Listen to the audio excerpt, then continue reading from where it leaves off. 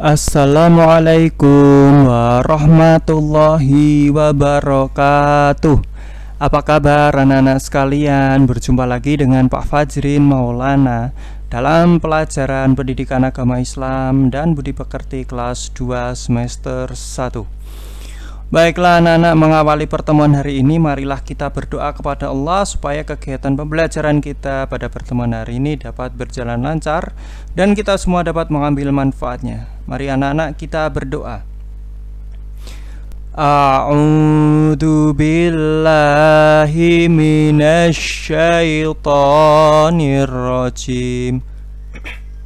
Bismillahirrahmanirrahim. Raditu billahi rabba wa bil islami dina wa bi muhammadin nabiyya wa rasulah. Rabbi zidni ilma warzuqni fahma. Amin. Baiklah anak-anak, pada pertemuan hari ini kita akan mengkaji atau membahas materi dengan judul Allah Maha Pencipta. Adapun tujuan pembelajaran kita hari ini adalah sebagai berikut. Setelah mengikuti pembelajaran ini, siswa diharap mampu: 1. Menyebutkan arti Al-Khaliq. 2. Menyebutkan bukti kebesaran Allah melalui ciptaannya. Yang ketiga, menyebutkan cara memanfaatkan ciptaan Allah Subhanahu wa Ta'ala. Yang keempat, melafalkan Asmaul Husna Al-Khaliq. Baiklah anak-anak, seperti biasa sebelum kita melanjutkan pelajaran, Pak Fajrin ingin mengajukan beberapa pertanyaan kepada anak-anak ya. Apa yang dimaksud dengan Al-Khaliq? Nah, Al-Khaliq itu apa anak-anak? Siapa di antara anak-anak yang tahu makna Al-Khaliq? Yang kedua, apa saja bukti kebesaran Allah yang tampak pada ciptaannya? Jadi, bukti kebesaran Allah yang tampak pada ciptaannya itu apa saja? Yang ketiga, bagaimana cara meneladani Asmaul Husna Al-Khaliq? Yang keempat, bagaimana cara memanfaatkan ciptaan Allah Subhanahu wa Ta'ala? Nah anak-anak, marilah kita bahas keempat pertanyaan ini satu persatu. Yang pertama, makna Al-Khaliq. Apa itu Al-Khaliq? Silahkan disimak baik-baik. Allah Subhanahu wa Ta'ala memiliki Asmaul Husna yang secara bahasa bermakna nama-nama yang baik. Asmaul Husna berjumlah 99 nama. Salah satunya adalah Al-Khaliq. Al-Khaliq artinya Maha Pencipta. Allah adalah Maha Pencipta yang menciptakan bermacam-macam makhluk. Segala yang ada selain ciptaan manusia adalah ciptaan Allah Subhanahu wa Ta'ala. Ciptaan Allah sangat banyak sampai tak terhitung jumlahnya. Ciptaan Allah ada beragam macamnya. Ada yang sangat besar seperti arsy Allah, dan ada yang sangat kecil seperti virus dan kuman. Ada yang terlihat atau syahadah, contohnya manusia, tumbuhan, hewan, tanah, air, api, dan lain-lain. Nah, syahadah itu adalah sebutan lain dari makhluk Allah yang dapat dilihat oleh mata manusia. Nah, lawan dari makhluk syahadah adalah makhluk gaib, yakni ciptaan Allah yang tidak terlihat seperti malaikat, jin, surga, dan neraka. Selanjutnya adalah bukti kebesaran Allah Subhanahu wa Ta'ala yang tampak pada makhluknya. Allah berfirman dalam Quran surat An-Nahl ayat 65 sampai 66 yang berbunyi: A'udzu billahi minasyaitonir rajim. Bismillahirrahmanirrahim.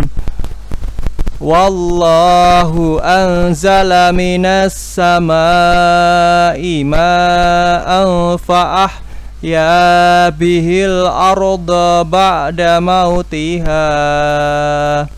Inna fi dzalika laayatan liqaumin yasma'un wa inna lakum fil an'ami la'ibrah nusqikum mimma fi butunihi min baini farthin wa damil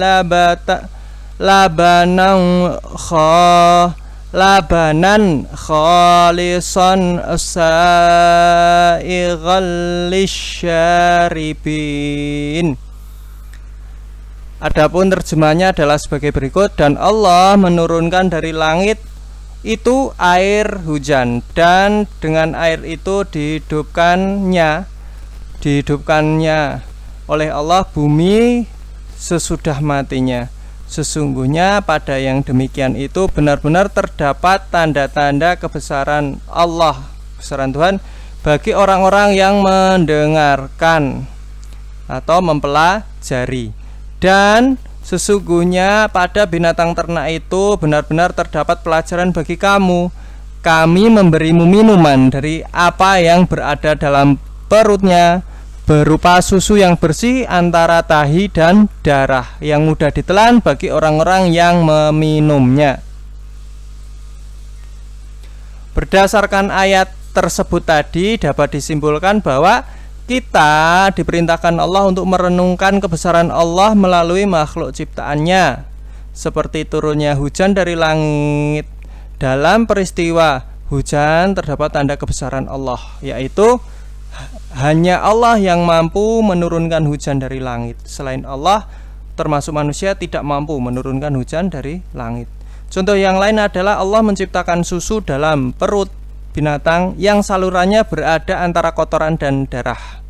Kita tahu bahwa kotoran dan darah merupakan benda najis, sedangkan susu merupakan benda yang suci dan bergizi untuk diminum.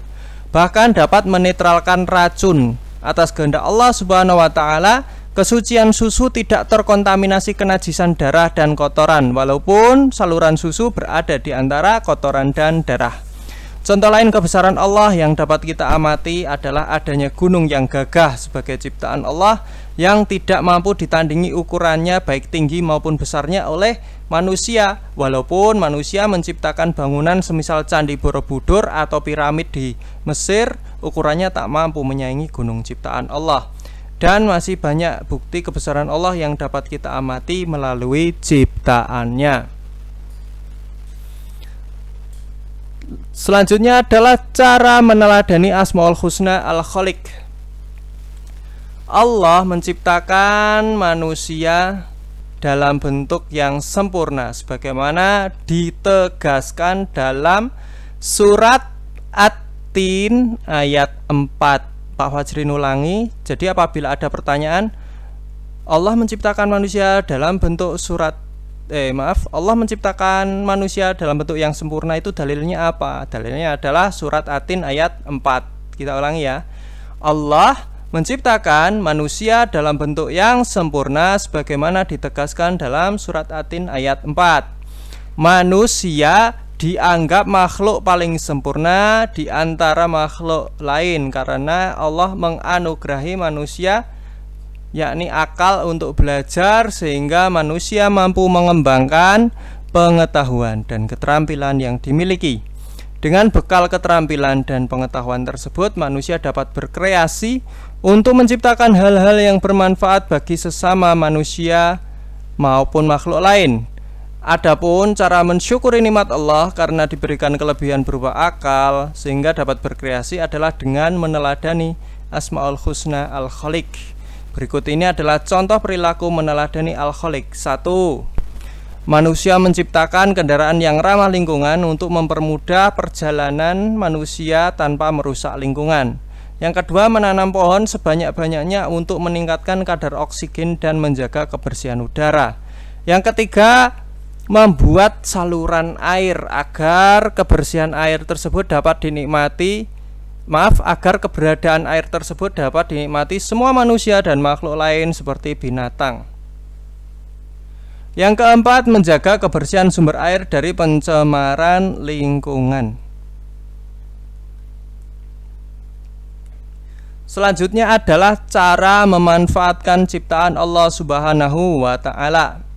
Kita harus menjaga dan merawat ciptaan Allah dengan memanfaatkannya untuk kebaikan sebagai wujud syukur kita kepada Allah Subhanahu wa Ta'ala. Berikut ini adalah contoh memanfaatkan ciptaan Allah untuk kebaikan. 1. Mengambil buah-buahan secukupnya untuk makan. Yang kedua, memotong rumput untuk makanan hewan ternak. Yang ketiga, menebang pohon untuk diambil kayunya dengan mengganti pohon tersebut dengan tanaman baru. Yang keempat, menangkap ikan untuk lauk dan sisanya disedekahkan. Nah, adapun kesimpulan yang dapat kita ambil dari materi pelajaran yang telah dijelaskan Pak Fajrin tadi adalah sebagai berikut. 1. Al-Khaliq berarti Maha Pencipta. Yang kedua, bukti kebesaran Allah yang ada pada ciptaannya meliputi peristiwa turunnya hujan, keadaan susu yang tetap suci walaupun berada di saluran antara darah dan kotoran, adanya gunung yang besar dan tingginya tak mampu ditiru manusia. Yang ketiga, cara meneladani Al-Khaliq adalah dengan menciptakan segala sesuatu yang bermanfaat. Yang keempat, cara memanfaatkan ciptaan Allah adalah dengan menggunakan ciptaan Allah yang ada di sekitar kita untuk kebaikan. Nah, anak-anak, itulah materi kita hari ini tentang Al-Khaliq atau Allah Maha Pencipta. Semoga bermanfaat, dan apabila ada kekurangan dalam menjelaskan, maka Pak Fajrin mohon maaf yang sebesar-besarnya. Selanjutnya, tugasnya adalah sebagai berikut. 1.